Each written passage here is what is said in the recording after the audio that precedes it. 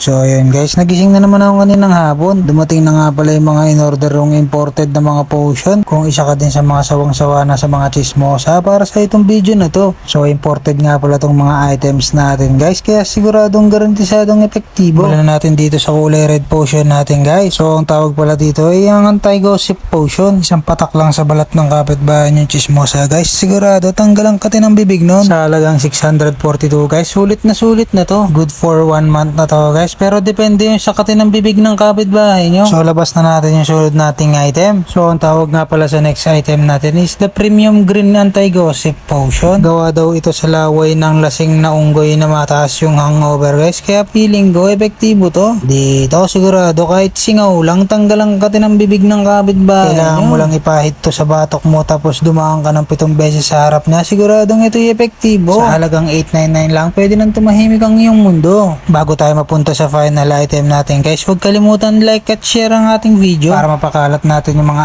item natin guys at para maging aware yung ibang tao. So ilatag na natin yung huli nating item guys. So itong huling item natin guys, in-order ko nga pala to galing China. Tawag pala nila dito ay ang Ultimate Silencer Tape guys. Ito sa item natin na to, wala nang pahid-pahid guys. Gugupit ka lang ng 3 inches diretso mo nang sasalpak sa bibig ng kapitbahay mo. Medyo risky nga at medyo brutal nga yung way ng application nito guys. Kaya nasa sa inyo na kung paano way ang gagawin nyo. At gawa nga pala tong item natin guys sa balat ng unggoy na bad trip guys. Kaya siguradong epektibo. Sa halagang 499 lang guys. Siguradong garantisadong tatahimik yung bibig ng kapitbahay nyo. At kung gusto nyo mag-avail ng ating item guys, meron pala tayong promo. Sa halagang 1,000 pesos lang pwede nyo na makuha tong tatlong item dito. Ano pang hinihintay nyo? I-DM nyo na ako. At para babawasan na natin yung mga chismosang yan sa mga bayan nyo.